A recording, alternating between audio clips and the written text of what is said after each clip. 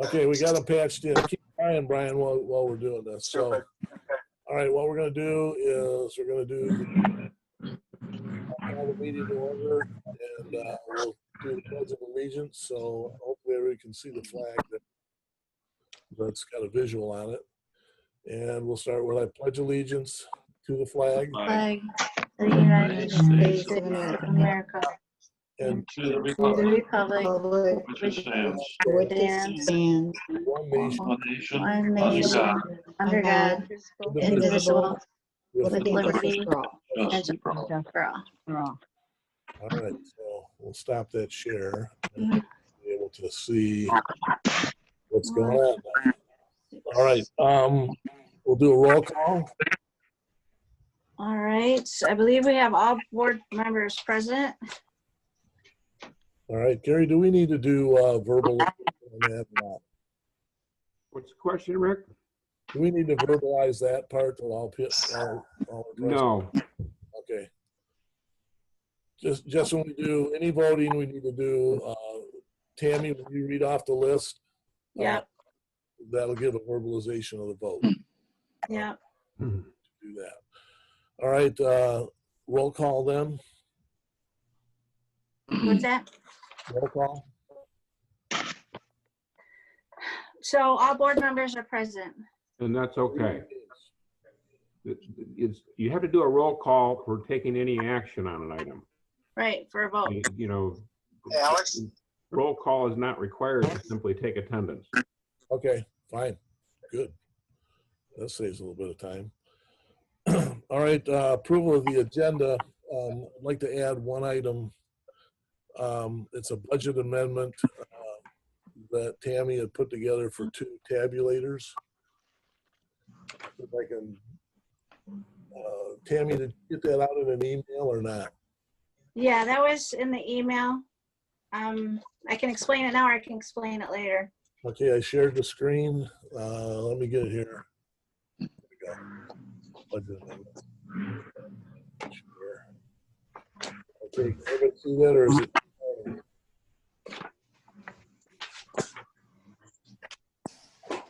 Okay, you want to explain that? Okay, it's a blank screen. But if it wasn't blank, what you would see is a budget amendment to allow for the purchase of 2 more tabulators to be considered sometime in the next 2 weeks as I see how applications are coming back in. I'm really worried about absentee voting going through the roof with the Secretary of State having mailed out applications to every registered voter. And so this is our last chance to allow for that at this meeting. And potentially the state has some grant money coming. I don't know the details of that yet. So I will wait till the last moment I can to order it and find out everything I can before doing so. Okay, so my recommendation is that we add that to the consent agenda approval. I make it item D under approve and. In the consent agenda? Yep. Okay.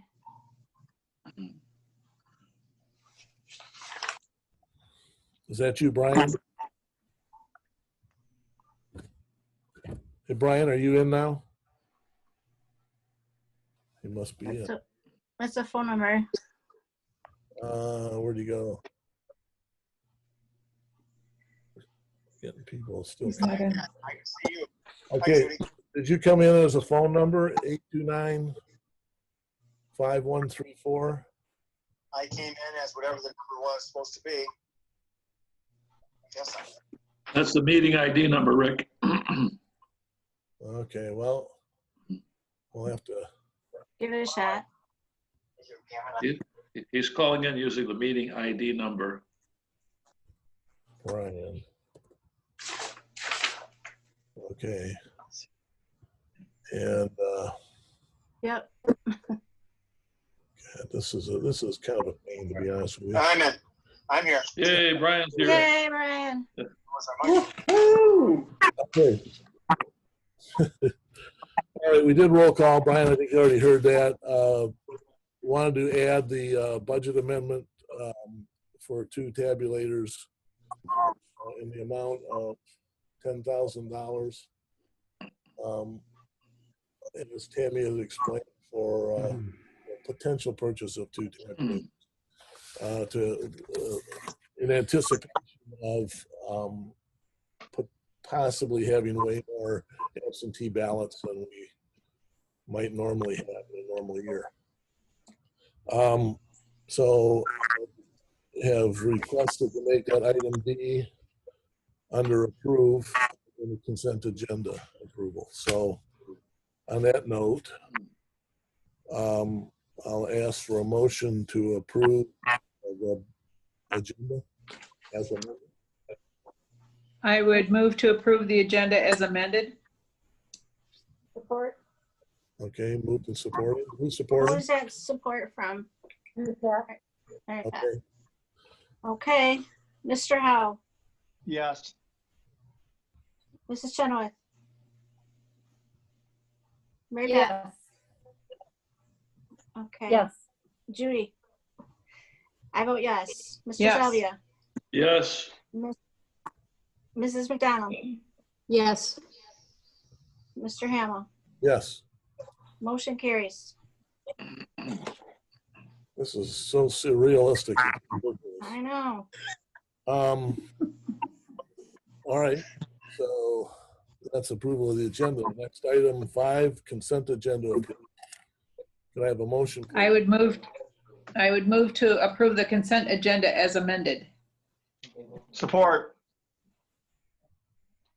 Okay, moved and supported by Brian. Vote, please. Mrs. Chenoweth. Mary Pat. Mrs. Cooper. Yes. Yes. I vote yes. Mr. Yep. Salvia. Yes. Mrs. McDonald. Yes. Mr. Howe. Yes. Mr. Hamill. Yes. Motion carries. All right, is Mary Pat getting this information? I think she's got a lag. Hear you. Okay.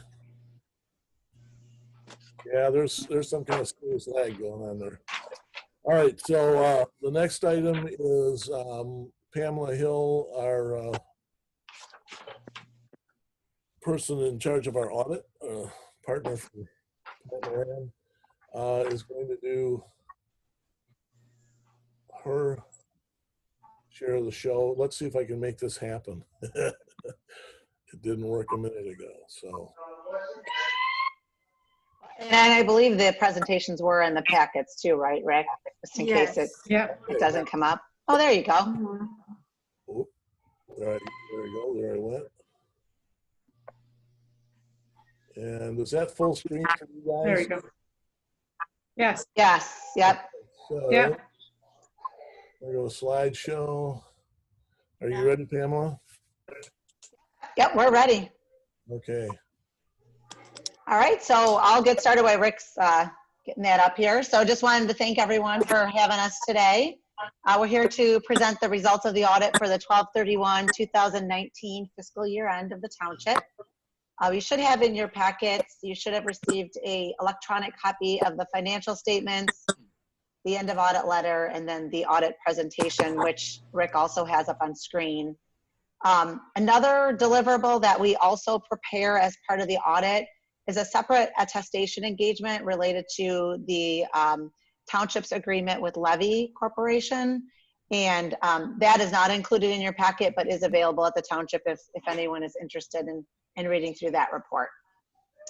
We did spend close to 350 hours this year auditing the books and records of the township. And so as you can imagine, it's quite a bit of time. We actually were in the field and were able to get the majority of our work done before the big, I guess the big shutdown related to COVID. So we did just want to thank Amy and Karen, Rick, Tammy, Judy. I mean, we really deal with pretty much every department at the township. So we do appreciate the professionalism and all the help that we had this year in getting ready for the audit and finalizing it remotely. So we really do appreciate that.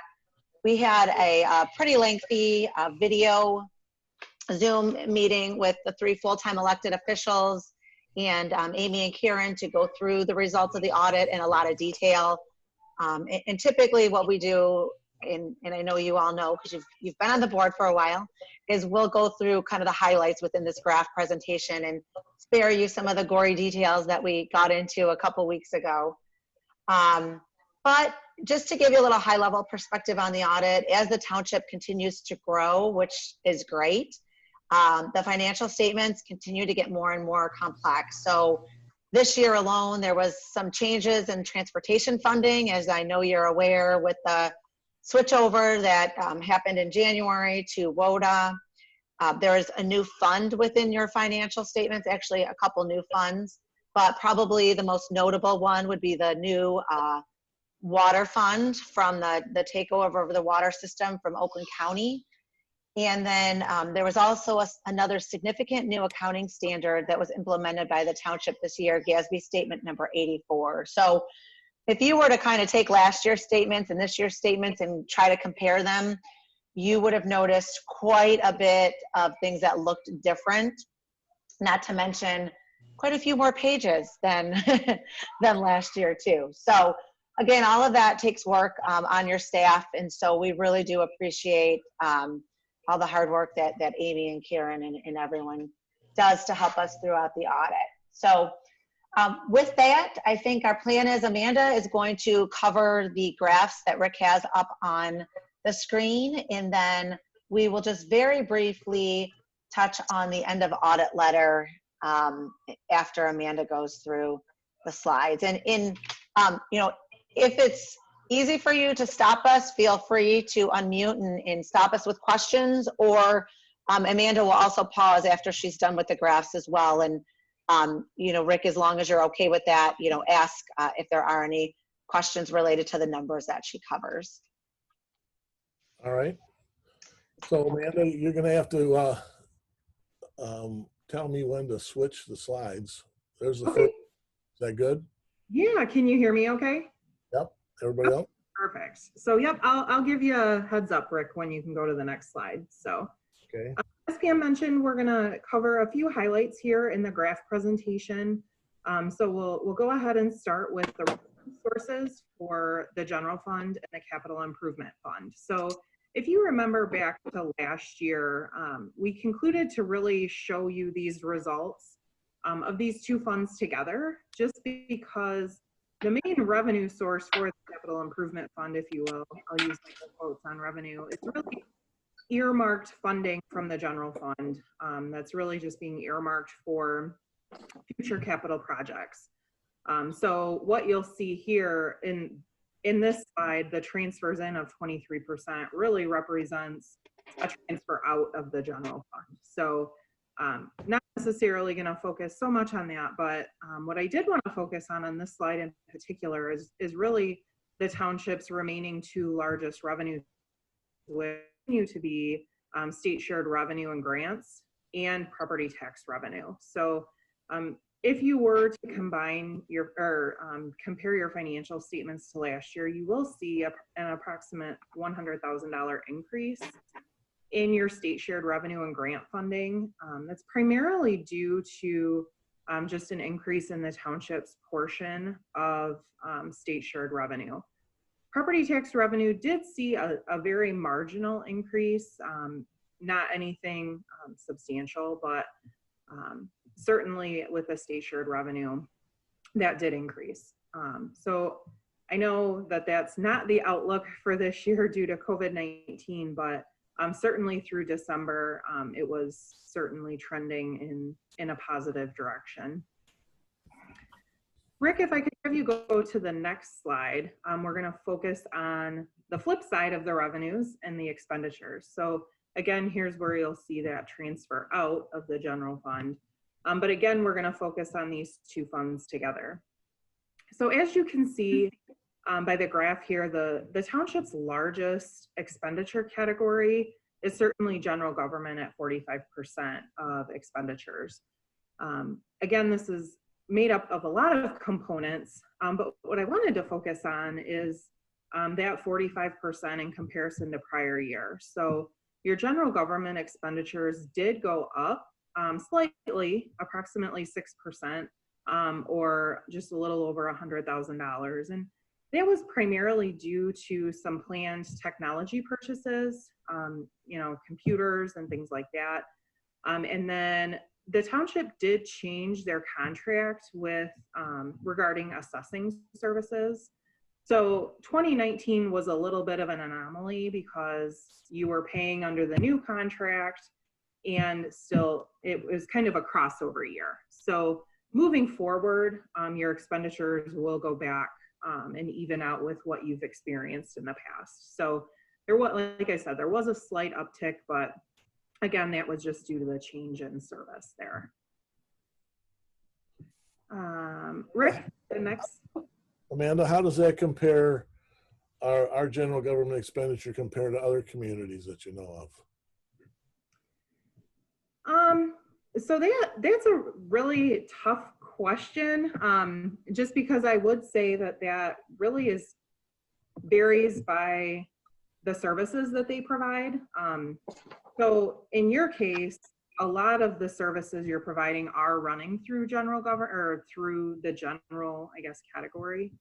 But I wonder, Rick, if I could maybe put a pin in your question and maybe we could look at the next slide, because I'd actually like to focus on the total fund balance, and that might help get at the fiscal health a little bit more of the township, and then maybe we can still see if you have questions.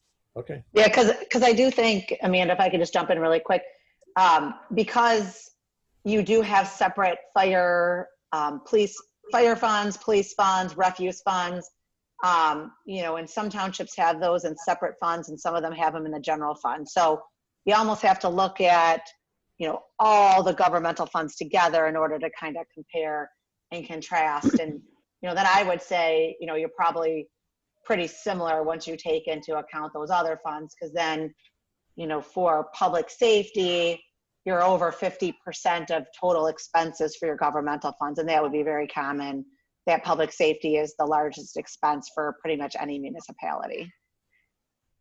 Okay. Sorry, go ahead, Amanda. Oh, no, you're fine. So this slide really gets at the fiscal health of the general, and again, we're combining general fund and the capital improvement funds. So what this slide is depicting here is the township's total fund balance for those two funds. And as you can see, the total has been trending upward. So that blue bar, the highest bar, represents funds that are earmarked for a particular purpose. So in the township's case, approximately 5.1 million of the $6 million is set aside for capital investments. So future capital needs that the township is quote unquote saving for. Another $1 million of that is earmarked again for what we'll reference as budget stabilization. So certainly with the unknown impact of COVID-19, the township did decide to earmark some fund balance just to try and stabilize that on the budget when those impacts are known. So the township really has been closely monitoring its unassigned fund balance, which on this slide represents the almost 2 million, so the 1.7 million of fund balance. And if you compare that balance to general fund's total expenditures for the year, you're sitting at about 72% of your annual expenditures in your unassigned fund balance. So that is a strong position to be in. Certainly, weathering the unknown storm of the current pandemic we are in, the township is really positioned well to handle that. Even though it's unknown right now, your fund balance is strong in general, in the general fund and capital improvement fund. And, worst case scenario, you do have more fund balance available than other communities of your size. So again, you've weathered the legacy costs well. And again, that's put you in the position that you're in. So, Rick, I know you were commenting on how do we compare to other local units, and your general fund position is strong if you're looking at it, the fund balance compared to your expenditures. So Well, that was the answer. So, well, glad I could help. The next slide is really going to take a little bit higher view, and we're going to look at all of the township's activity, and this includes long-term or long-lived assets and longer-term liabilities. So these types of items aren't recorded in your general fund, but again, this goes to my point of being in a strong position, because the township doesn't, through December, didn't have debt. Your legacy costs are well funded. So again, this just goes to support that even though we're in an unknown point in time, the township is well positioned to weather those storms, should there be a storm. And certainly, continue to focus on those capital investments that you've been wanting to make, and that you're moving forward with. So continuing to monitor those things will certainly be important. So another thing that you can see on this slide that's certainly a positive is the upward trend. So again, your strong position from a balance, from an asset side with no debt against those assets has been helpful. all right. Anybody have questions? We'll do the next slide. Yeah. So Pam mentioned this a few minutes ago, but the township did take title to the water infrastructure during 2019, which, long story short, meant that you now will report a water fund in your financial statements. So this is just a snapshot of the income statement at December 31st. And what I'd like to point out is I really like to focus on the operating results. So kind of in the middle of the table on the left, you'll see the line operating loss of $14,000. So even though that's a loss, I think we need to look at what that loss means. So what that means is that even though, so look at the top line, which is the operating revenue. So the operating revenue represents the charges that are billed to residents. So when you're setting those rates, you certainly want to set those rates to cover the operating costs of the system, which the township did successfully. However, you kind of tack in that depreciation expense, and that's really equates to the wear and tear on the system, or the depreciation of it. So I think the key takeaway here really is, even though it's a $14,000 loss, you still covered a majority of that wear and tear on the system. And what that will allow you to do in the future is, as you need to make maintenance repairs, or certainly need to deal with the infrastructure as it ages, you've been accumulating those resources that you can then utilize in the future to make those repairs. So keep those things in mind. I know you usually you're coming up to the time where you'll be looking at the rates that are provided to you by the county. Nothing really changed relationship-wise there either. So the county is still, doing the administrative work. The township will still approve those rates annually. So it's just a little bit different presentation in your financial statements, but I think this will help you moving forward, because you'll be able to see the actual numbers and how it kind of all comes together with how you're setting the rates. So a strong, a good year in the water fund, that operating loss hovering around zero is really kind of the overall goal. You don't want to be overcharging, or you certainly don't want to be charging not enough to cover the costs to operate that system. So keeping an eye on this as you're setting the rates will be important.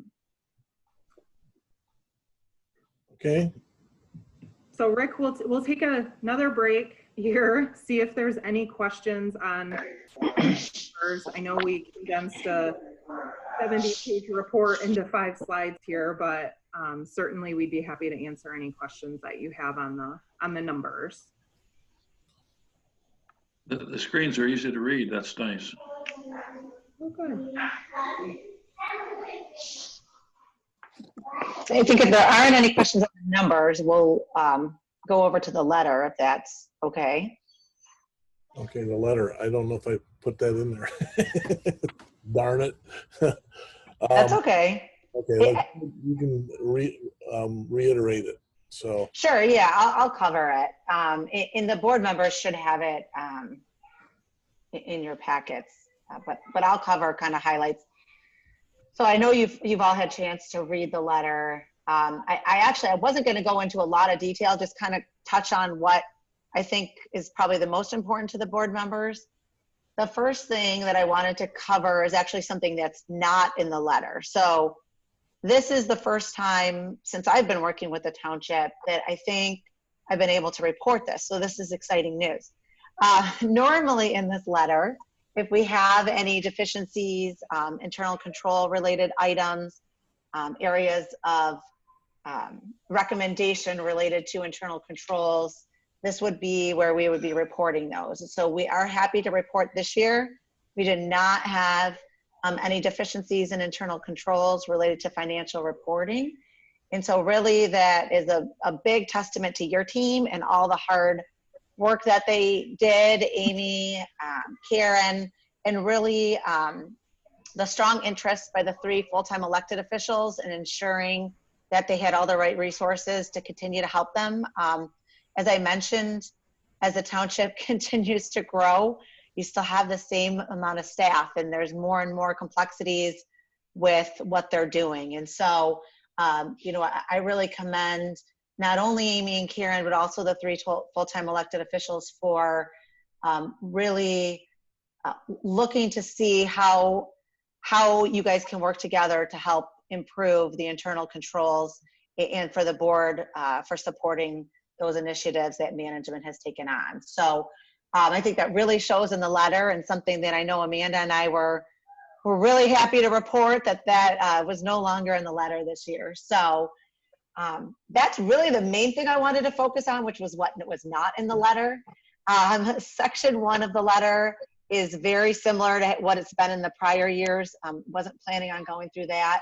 And then section 2, as I'm sure you've all had a chance to read, are just some legislative updates, some new laws that have passed, and then also just some information on cybersecurity.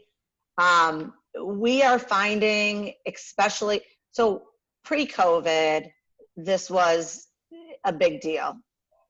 During COVID, this is even bigger a deal.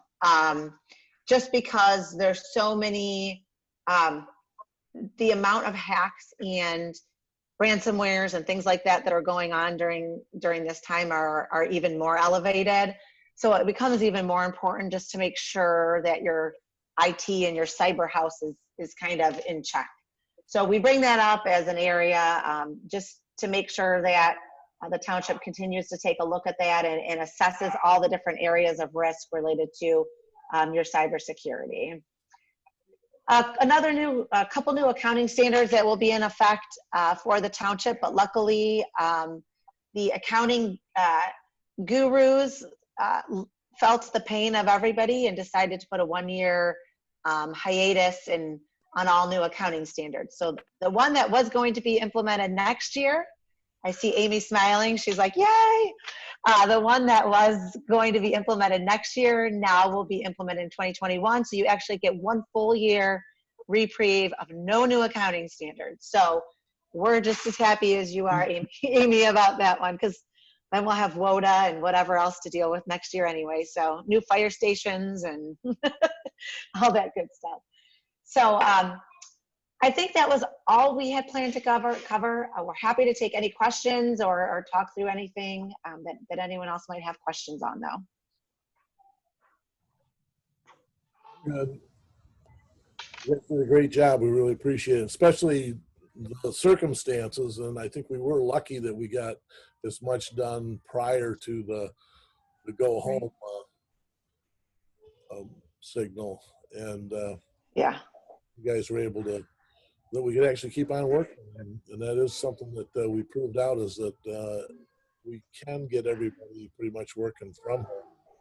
Nowhere near Yes. as efficient, I can tell you that much, but Yep. it can be done. So, and I will say, so everybody can hear this, most of the communities that I have meetings with from the supervisor's level had nowhere near the level of employee involvement that we did. A lot of them kept key people active, but there was a number of them where they put them on unemployment and sent them off. So our township, being in good physical condition, I think warranted keeping everybody active. I think in the short and long run, it's going to pay off for everybody, because we won't be losing people that we need potentially, and it shows our commitment to our employees, and we have a very healthy balance sheet. So there's no reason we shouldn't be able to make sure we don't put somebody else on the dole, the unemployment dole. So, and not everybody likes to have to go on unemployment. Some people love it, but I know a lot of people that don't like it. So thank you guys very much. We appreciate it. Can I add one little thing? Sure. So I was thinking about your question about the comparing to other communities, and it reminded me of Munetrics. And if you go on the dashboard page that the Treasurer's Department had put together on our website, there's some very nice graphs there from Munetrics. And if you dig in, you can actually select different communities to compare to. You can compare expenditures, revenues, and even some manpower questions too. So that's a really good resource. Thank you. Yeah, I mean, you most definitely are positioned for growth. And, the strong budgeting practices you've had and the decisions you've made, definitely will help you weather this storm and still come out strong and ready to keep moving. So you guys should feel really good as a board of all the decisions you guys have made, and your employees and union groups and everybody else working together to keep you guys at this point. So you definitely are in very good financial shape. Well done, Pam. Thanks, Joe. Thanks, Pam. Thank you. Thank you, guys. Thank you, man. Thanks. All right. Thank you very much. You can sign off. All right, we will. Have a good night. All right. Thanks, guys. Okay. All right, so moving on, announcements and information inquiry. Hazardous Waste Day is this Saturday from 9 to 2 at the Highland Elementary School parking lot. Rose, if you're not aware or haven't been communicated, if you want to wear some type of campaign shirt, you're okay to do that. Oh, okay, great, thanks. We're not going to be on township property, and it's been such a crap year for campaigning. We felt that this is an opportunity. There'll be some places you can put signs out, that type of thing. So please feel free to do so, and for volunteering, and we appreciate it. So you're open for that. So Okay, thanks for letting me know. put your dazzle on. Okay. And that applies to everybody, right? Not Yeah. just Rose. No, Tammy, only me. You want to see what kind of things she's going to be wearing there. So that's interesting. All right, so we're looking forward to that, and thank you for volunteering. Also, it does help have the bodies around, and it is something that you'll, should you be the lucky winner, something you'll be more aware of, and maybe have a hand in as well. So Thanks. you're welcome. Anybody else have anything they want to announce? Rick, how many volunteers do you have for Saturday? Are you short? Yeah, we're probably close, but I mean, if you want to put an hour or two in, it wouldn't hurt. Okay, I've just got to change a few things. I'll call you later on that. Okay. Mr. Hamel, Yes, if I may, question? yes, So getting back to your point about this hazardous waste day, which is at the Highland Elementary School parking lot, yes, and your comment that political campaigning is okay, yeah. is that the school district's position? Yeah, the school district doesn't have an issue with it. What we do as a township is we don't allow, and I think that might be a state law. Well, it's the State Campaign Finance Act. Right. So this is on school property. I can't comment on what their exposure under that act is, but Well, in the past, we've actually put signs and stuff on their property before. I mean, all of the candidates have done On it. election day. Yeah, and election day and that type of thing. The school's always been supportive of it. okay, I can't provide an opinion as to whether the school district has any exposure for allowing that type of activity, but I'm on the township's property, so I'm fine in that respect. Right. What is Rose running for anyway? Uh, Very good. Rose, if you've seen Gary before, so you've been. Yes, at the meetings. I just to add, I do have a note out to some of my friends on the school board administration building asking the same question, Gary. So far I've gotten, it shouldn't be a problem. The school's closed. There's no issue. And I said, well, I didn't know yet at the time what was okay with the township. So I had just put that out there just to find out. So on So their I end, think it seems okay. Your best bet's going to make sure that you're clear from a school's perspective, not to suggest Mr. Hamill might be wrong, but at any rate. Well, I'll have a meeting tomorrow with the superintendent and Yeah, you'd like to think that the folks at the state have more things to be concerned with than that, but did want to mention it. we can stand on public property too. So actually, in most cases, that'll be the scenario. So you'll be in a public right away. So on that note, any other comments anybody, board members would like to make? Okay, we're going to go to public comment. Anybody that is, let's see, anybody have any questions that they'd like to ask or statements they'd like to make from the public? If so, I guess unmute yourself or can't really speak up because I got you all muted. I'll take that as Beth, you have anything you want to say? Okay. I would just like to say thank you to our staff, employee base for keeping a good structured operation going. Thank you. Well, the staff has done a great job. I have to say that they've actually been pretty much covering all the bases. The weirdest part is that you don't, it's just really strange working this way. I mean, it could get kind of interesting because I like where I live. I mean, I live in the woods. I'm like up north, so I like where I'm at, but it does get a little cabin feverish. And I do like to see people and interact. Mary Pat? I have a question. Planning Commission, are we meeting soon? We're having a Zoom meeting. I don't have the date. See if I can pull the date up here. The PC meeting will be the 18th, and it'll be a Zoom meeting. Okay, I hadn't heard that yet, so thank you. Yep. Beth, let me unmute you.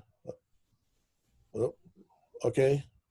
Are planning commission meetings available by Zoom to the public? Yes. And will that be sent out in a similar email?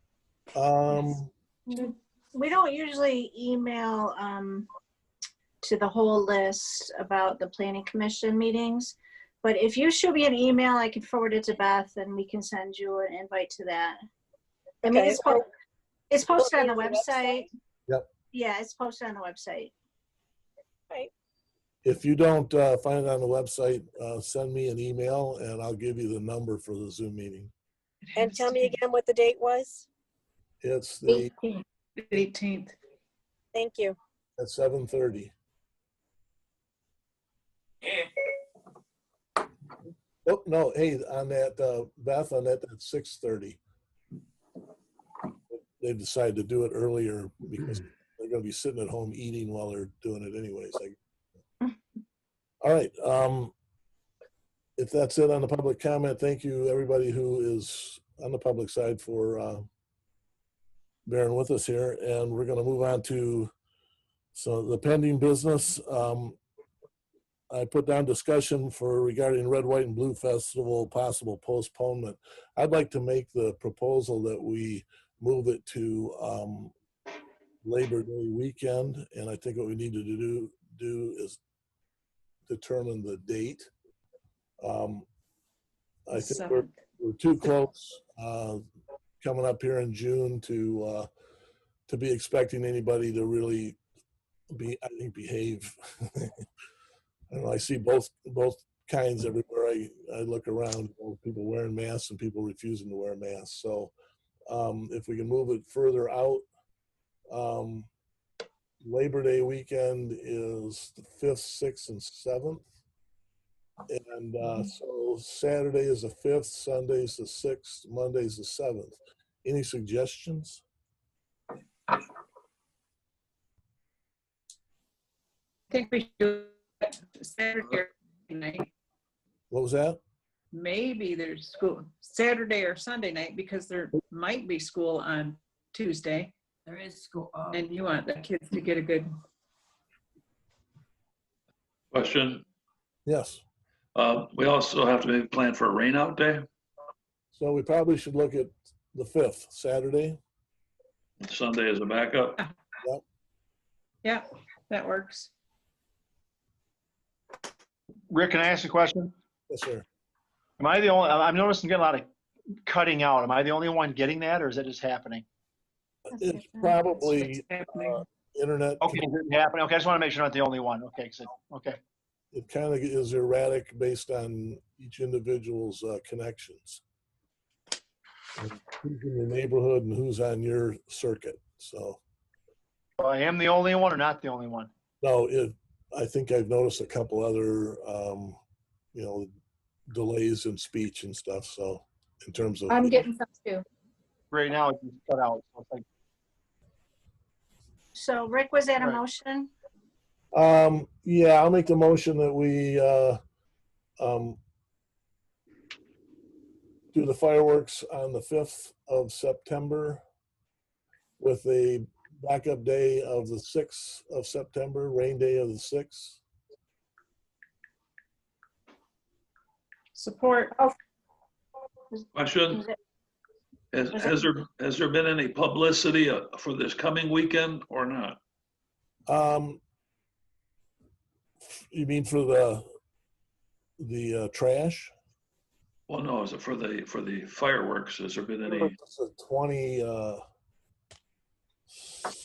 of June. Is that what it is? June 27th. So it hasn't been advertised yet or anything. No. Well, it's been on Facebook, but We could cancel that. we can reschedule it real easily. Reschedule. Okay. All right. I just wondered if we had a lot of people, chiming in and want to go. Okay. Not yet. Good. Thank you. All right, so we'll have to take care of it. So that was a motion to move it to the 5th with the backup day of the 6th of September. I think Judy seconded it. I supported. Yeah. Okay, we'll have a vote, please. Mrs. Cooper? Yes. I vote yes. Mr. Yes. Shalvia? Yes. Mrs. McDonald? Yes. Mr. Howe? yes. Mrs. Chenoweth? Yes. Mr. Hamill? Yes. All right, motion carries. You're Mary Pat, so, all right. Okay, now we're gonna move on to new business. First item A is resolution 20-16 to authorize issuance of limited tax general obligation refunding bonds, series 2020. Judy, you want to present that, please? Sure. Baker Tilly offered the savings of about $50,000 on the water bonds that are currently held with Oakland County. And so we thought it would be a good idea to go ahead and refinance that bond.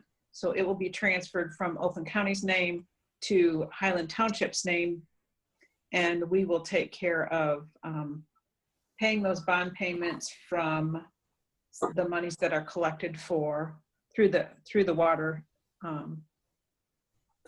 system. So yeah, so it'll be completely sustainable through the water system, and saves those users about $50,000 over the remaining time of the bond. What is the remaining time of the bond, Judy? I'm not sure offhand. I can find I it thought out it for was you like 10 and years. send it to you. I think it's 10 years. There's we're financing $825,000,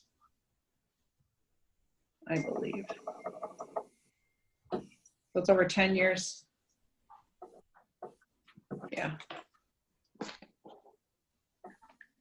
All right. Anybody want to make a motion to approve? I would move to approve. I would move. Go ahead. Go ahead. Mary Pat, Okay. Can you hear me? Okay. I move to approve resolution 20-16 to authorize insurance of limited tax general obligation refunding bonds, series 2020. All right. Support, anybody? Support. Okay, Judy supported. Judy, Vote, please. I vote yes. Mr. Salvia? Hey, Joe, Here did we we go. lose him? Okay, Joe. Joe, you're muted. Sorry, yeah, okay, sorry. Yes, Okay, Mrs. McDonald, Yes. Mr. Howe, Yes. Mrs. Chenoweth, Yes. Mrs. Cooper, Yes. Mr. Hamel. Yes. Motion carries. All right. We'll move on to the next item, amendment to agreement to IT services to waive the enhancement access fee. Judy, you want to explain that, please? Due to the coronavirus, Oakland County has offered to waive all the enhanced access fees, which is the convenience fees if you're paying anything through charge card. So this is just to extend it through June 30th. So with that, we understand that we won't receive any enhanced access fees from them, which usually comes as a result of those fees. So yeah, it's just to extend it to June 30th.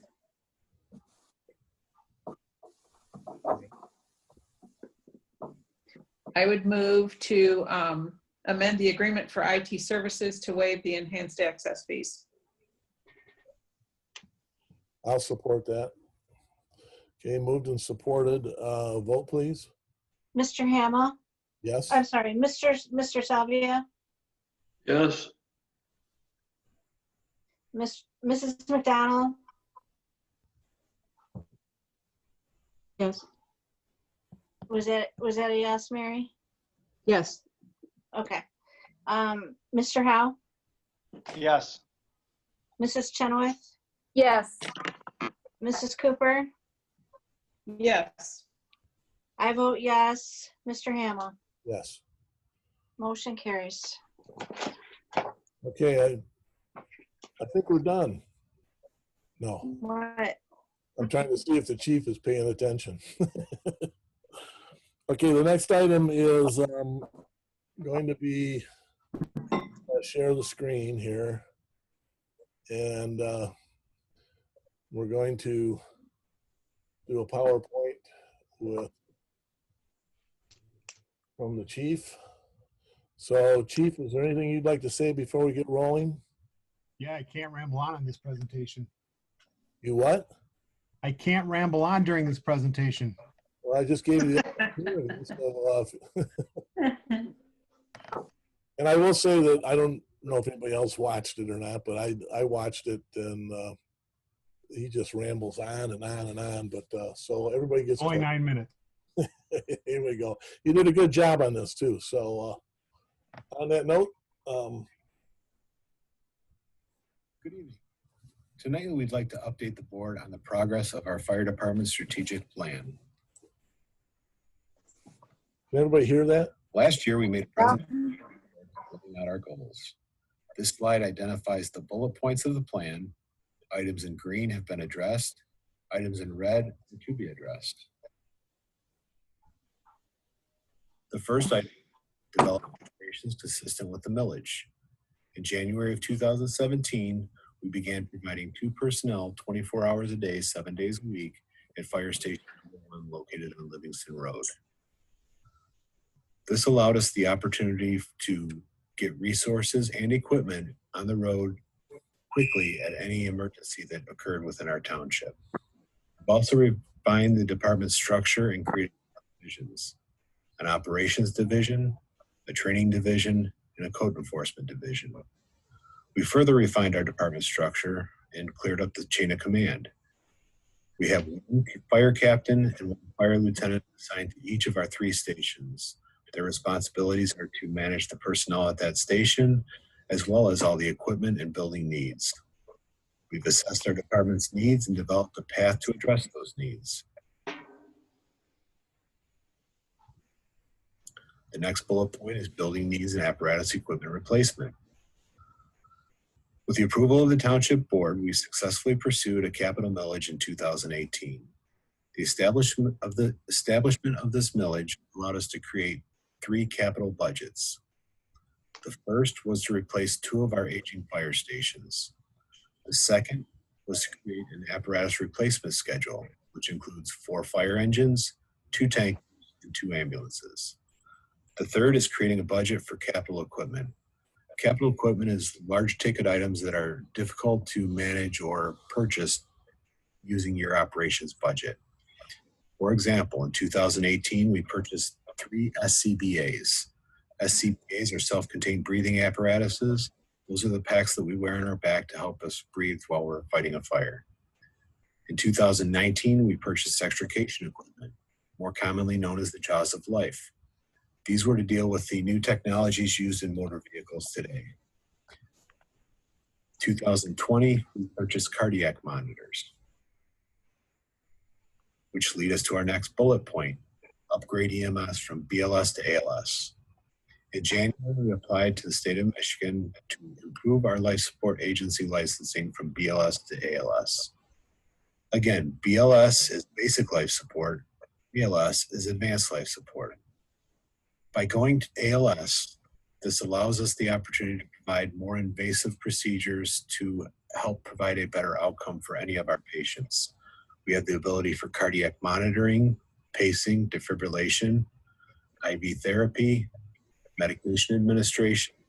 We're basically able to bring the emergency room to your living room for any incident that we respond on. To go in hand with the advanced life support, we've also updated our staffing model. We've assigned 1 paramedic per shift, 24 hours a day. We're in the process of purchasing the remaining equipment to meet the state of Michigan requirements to provide ALS. We hope the process will be completed and all purchase received and be up and running with advanced life support by September of this year. This slide identifies our fund balances and operating budgets. On the left, you'll see the HDFD fund balances. Now, we operate under 2 fund balances. The Fire Fund 206, which handles all the operational expenses. Fire Capital Fund 402, which covers capital purchases.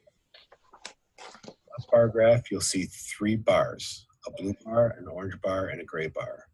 The blue bar identifies the fund balance for 2017. The orange bar identifies the fund balance for 2018. The gray bar identifies the fund balance for 2019.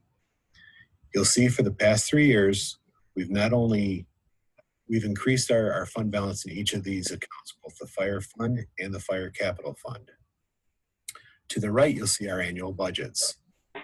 Bar identifies our budgeted numbers at the beginning of the year. The blue bar identifies what was actually spent for that budget year. For the past 3 years, we've consistently stayed under what was budgeted for the year. In 2017, you will see a spike in budget. That was the year that we purchased our most recent fire truck. Continuing the plan, our goal is to improve the staffing and optimize operations for any fire EMS seen inside of our community. We'd like to apply for a FEMA SAFER grant, which would allow us the opportunity to hire 5 paramedics to assist and support this operation. This would be the second SAFER grant in a 10-year period. In 2011, we received a SAFER grant for a recruitment retention officer. In the 3 years that we had the recruitment retention officer, we hired more personnel than we were able to hire in the 12 previous years. This is a very proven and very efficient grant. It would be a great asset for our community. It will offer us the ability to create cost recovery experience with minimal impact to our operating budget and any of our fund balances. Currently, we staff 3 personnel on duty daily, minimum.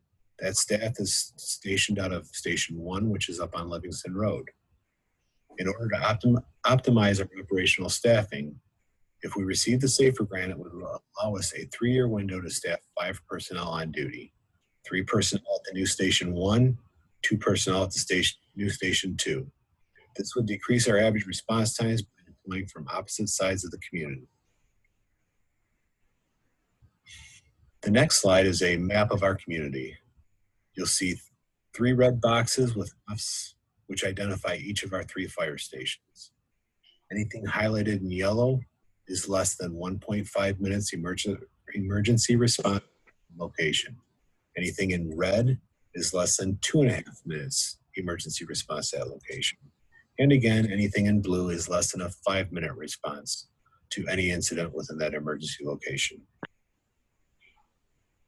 The next slide is a similar slide. It covers the whole community, but it's identifying by miles. Anything in yellow is less than 1.5 miles from the fire station, red 2.5 miles, and blue 5 miles. This is important for our ISO scores. ISO is a rating system that identifies the efficiency of your fire department, and this is one of the aspects that they look at for deployment. How do we continue the system after the SAFER grant expires? Our goal is to create a fire-based EMS system. The SAFER grant, again, will allow us a 3-year window to establish cost recovery trends from ALS transport coupled with ALS billing. The successful SAFER grant will allow us to assign 2 to 3 paramedics to each shift, which allows us to have 1 ambulance at Station 1, 1 ALS ambulance at Station 2.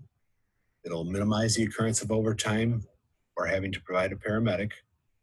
It'll provide multiple ALS units for multiple runs or incidents with multiple patients, such as a motor vehicle crash. One of the other goals is to engage our paid-on-call staff. They are the ones that we've invested so much money in over these years. This will allow us to keep 2 paid-on-call staffs positions every day, 24 hours a day, 7 days a week, similar to what we were running in 2017, 18, and 19. The SAFER grant was designed or written with the intent of hiring from within our ranks. Again, as I mentioned previously, we've invested a lot of money in these people. More importantly, they've invested a lot of blood, sweat, and tears into this community. This is a very tough job. It's very rigorous, and there's a lot of energy, time, and effort that's put into becoming a firefighter.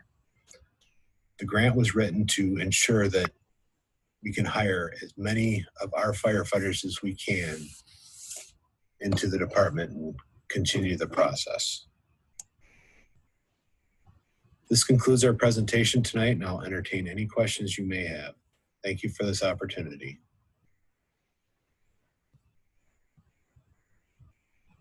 All right, anybody have any questions? Safer grant, is it federal? Yes. It is, right? Yes. So my question, and I didn't think about this until we were going through this. How much is the grant? Like $1 million?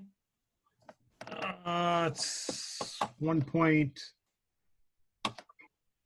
Let me pull it up real quick. It's one of the downfalls. I can't see the packet at the same time.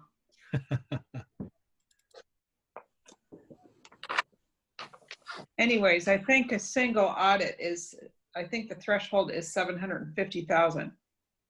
So I didn't even think about this until you were going through your presentation. And so that's an additional entire audit. So we'd need to get cost on that just so we have that in mind, how much, you know what I mean? How much is on the backside?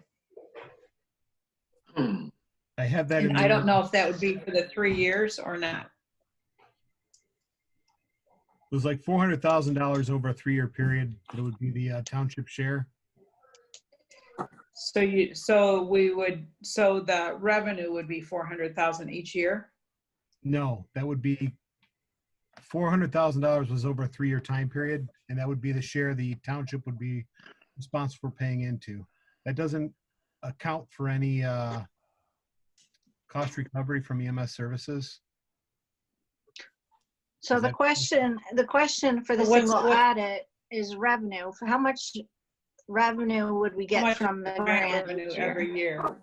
The total grant was like The form in the packet says you're getting $1,094,790. That's the amount of the Safer grant request. Yes. But I don't know if they divide that over 3 years or they give it to you in one. No, it is divided over a 3-year period. Safer grant. Yeah, so we'd have to have a single audit.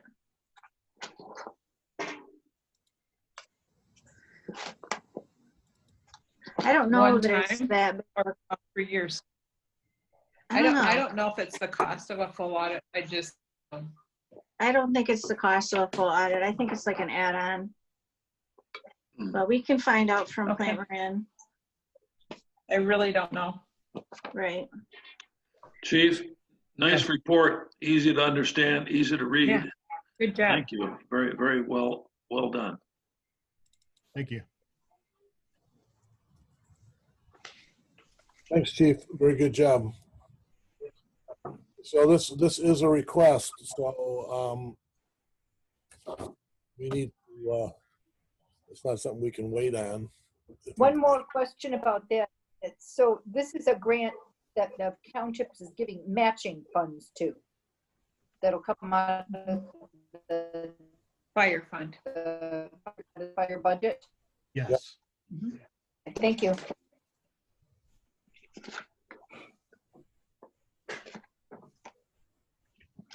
Ken, on this one, the one that was the last Safer grant, that had a position that was, paid for a full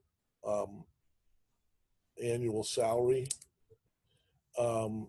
Is that also in this one? No, this will include 5 personnel. Okay, all right. That's good. That makes more sense to me. I mean, it's a good. You get a better spread and use of the dollars. And again, the $1 million is over a 3-year period, and the $419 is from the federal government of $1 million, and the $419,000 is spread over a 3-year period too, as well in our budget. Okay. And if we're not able to secure the grant, you wouldn't be hiring the 5 people, those 5 positions? Right. No, ma'am. Right. Thank you. So right now we don't even know if it's we're going to get it, but we have to go based on our policy. So I'll make the motion. Hamill? What's that? Just one thing, if I may make a comment, and this comes from my work with Waterford Township. They've had a series of Safer grants through their fire department. I don't know, Ken, have you talked with any of the chiefs at Waterford about their experience there? I had a Safer grant when I was fire chief for the city of Fostoria in Ohio. So what I saw happen in Waterford was they would get safer grants to hire employees. And then the grant would come up for renewal. And if they didn't renew the safer grant, then the employees went away. So, you know, that is the scenario that plays out, and there's no guarantee that you get a follow-up safer grant. Go ahead, Chief. The only reason we're applying for the SAFER grant is as we're going into the next evolution of the fire department, we're looking at the idea of fire-based EMS and ALS transport. I can listen to any of the billing companies all day long, and they'll tell me, oh, you're going to make this much money. Oh, you're going to make that much money, which I hope we will recover those kind of costs. But I don't want to base our budget on anticipations and not have a experience base. So applying for the 3-year grant, I don't intend on applying for this again. This is just to get the experience with the cost recovery from ALS transport. And I'm just pointing out the benefit, you know, knowledge from another community. So correct. We've done that. Thanks, Gary. Okay, I think I made a motion, didn't I? I don't think so. I started. Yeah. I'd like to make a motion that we approve the chief to apply for the request. Any other language I need in that? Is there a number or a name on that safer grant, Chief? It's the FEMA SAFER grant. And FEMA safer grant. 2019. 2000 what? 19 from that budget year. 2019. That's my motion. Support, Sylvia. Okay, supported. Can we have a vote, please? Mrs. McDonald? No. Mr. Howe? Yes. Mrs. Chenoweth? Yes. Mrs. Cooper? Yes. I vote yes. Mr. Salvia? Yes. Mr. Hamel? Yes. Motion carries. All right, that should be the end of the meeting at this point. I want to make a comment. Is there anybody at this point that would be opposed to having a live meeting in July, provided we all do our social distancing? Be good with that. I would be in favor of that. Yeah. I would be in favor also. In favor. Yeah. Agreed. All right, because these are okay, but there's just something about being one-on-one with each other. There's a lot more, I think this feels better. It will allow people to come into it on a limited basis, but it's better, probably better than this way. So, Right. Rick, do you think maybe we could schedule it in the senior center so that we could spread out more and put the chairs for the audience spread? Sure. That's a good idea. Yep, that's a good idea. Thank you. You're so smart, Mary Pat. And just a reminder, you have that levy public hearing tentatively set for that next July 6th meeting date. So right, and I'd like to have a different location for that. You'll want to get it in the notice of that hearing. All right, thank you. On that note, meeting adjourned. Thanks everybody for coming to my house. Thank you, and thank you, Tammy, for your setup. No problem. All right. Good night. All right, good night. everyone. Thank you. Yep. Well done. Well done. I didn't have to wear a mask. That's good. Tammy, Yeah. are we